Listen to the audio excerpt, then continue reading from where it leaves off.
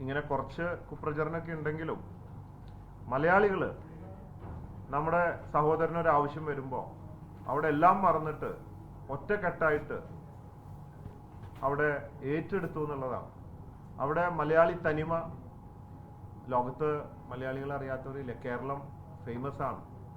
എന്തൊക്കെ പറഞ്ഞാലും ആ മലയാളിയുടെ കഴിവ് തെളിയിച്ചു. അതിൽ അഭിമാനമുണ്ട്, നന്ദിയുണ്ട്. എല്ലാവരോടും നന്ദി പറയാണ്.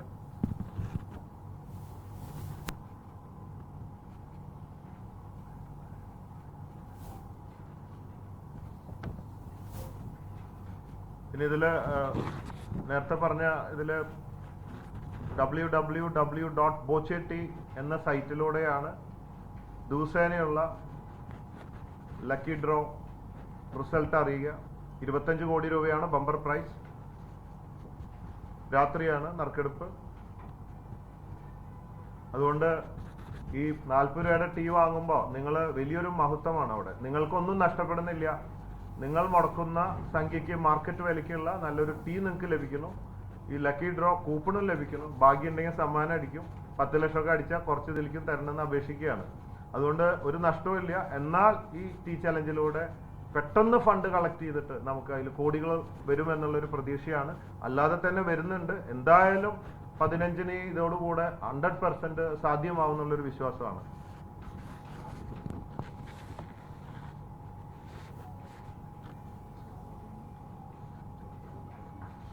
പിന്നെ ഈ ഫണ്ട് വന്നുകൊണ്ടിരിക്കുന്നത് ഇവിടെ കാണാം, സൂം ചെയ്യാൻ പറ്റുന്നുണ്ട്. ജനങ്ങൾക്ക് ആ ഒരു ടെൻഷൻ കൗണ്ട് ഡൗൺ കാണുമ്പോ ഇങ്ങനെ ഇവിടെ ഈ മോൾ ഭാഗത്ത് നോക്കി കഴിഞ്ഞാൽ മനസ്സിലാവും കണ്ടോ. അപ്പൊ 28 കോടിയിലേക്ക് എത്തിക്കഴിഞ്ഞു. ഇപ്പൊ കഴിഞ്ഞ ദിവസം ബോച്ചെ എറണാകുളത്തായിരുന്നു പ്രസ് മീറ്റ് നടത്തിയിട്ടുണ്ടായിരുന്നത്. അവിടെ ഇന്നലെ 18 കോടിയായിരുന്നത് ഇന്ന് 28 കോടിയായിരിക്കുകയാണ്. അതായത് 10 കോടി. അതാണ് ഓരോ സമയത്തും നോക്കിയത് ഇത് കാണാം. 50, 100 ഓരോരുത്തർ ചെയ്യുമ്പോ മീറ്റർ ഓടുന്ന പോലെ അത്ര ഫാസ്റ്റ് ആയിട്ടാണ് മലയാളികളെ ഏറ്റെടുത്തത്.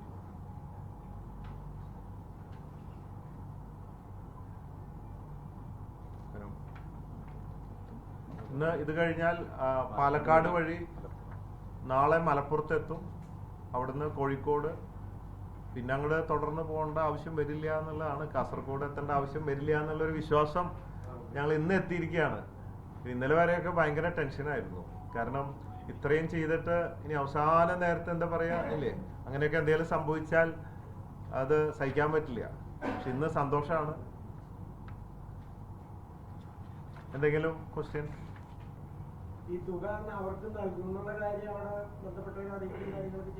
ഉണ്ട്. അത് എംബസി വഴിയാണ്. ഇൻകം ടാക്സിന് പെർമിഷൻ എടുത്തിട്ട് എംബസി വഴിയാണ് ഈ സംഖ്യ അങ്ങോട്ട് കൈമാറുക. അത് ഈ ഇതിന്റെ ഒരു ട്രസ്റ്റ് ഉണ്ട്, അബ്ദുൾ റഹീം ട്രസ്റ്റ് ഉണ്ട് കോഴിക്കോട്.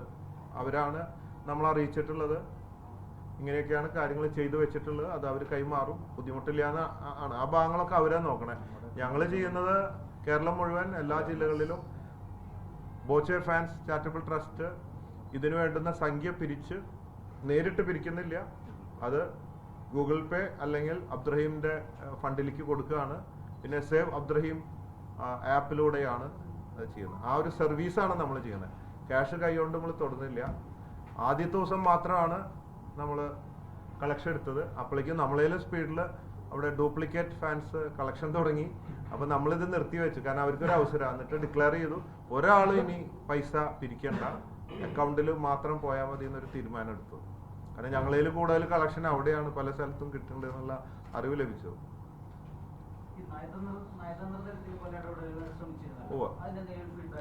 അതിന്റെ ഫീഡ്ബാക്ക് എംബസി ആയിട്ട് സംസാരിക്കുകയുണ്ടായി. എന്നിട്ട് അതിന്റെ ഫൈനൽ റിസൾട്ട് ഇത്ര നീട്ടിത്തരാന്നുള്ളത് പറഞ്ഞിട്ടില്ല. സംസാരിച്ച് നിർത്തിയിട്ടുണ്ട്. എന്തെങ്കിലും സാധ്യമാകും എന്നുള്ള രീതിയിലാണ് വിവരം തന്നിട്ടുള്ളത്. ഇന്ത്യൻ എംബസി അത് വിശ്വാസമുണ്ട്. പക്ഷെ ഇവിടെ ഇനിയിപ്പോ നീട്ടിക്കിട്ടേണ്ട ഒരു ആവശ്യം ഉണ്ടാവില്ല എന്നാണ് അല്ലെ നിങ്ങൾക്കും തോന്നണം. എത്തിയ നിലയ്ക്ക് അങ്ങനെയാണ്. പിന്നെ ഇനി എന്തായാലും ബോച്ചെറ്റി ചലഞ്ചിൽ നമുക്ക് വിശ്വാസമായി. കാരണം ഇന്നലെ ഡിക്ലെയർ ചെയ്തപ്പോ ഇതിനകം 10,000 കണക്കിന് പേര് ബോച്ചെറ്റി ചലഞ്ചിൽ പങ്കെടുക്കാൻ തയ്യാറായിട്ടുണ്ട്. അതുകൊണ്ട് എന്തായാലും ഇനി എത്ര കോടി തന്നെയാണെങ്കിലും 15-ാം തീയതിക്കുള്ളിൽ അത് വന്നിരിക്കും. ഇത്ര ആയ നിലയ്ക്ക് ഒരു ധൈര്യമുണ്ട് നമുക്ക്.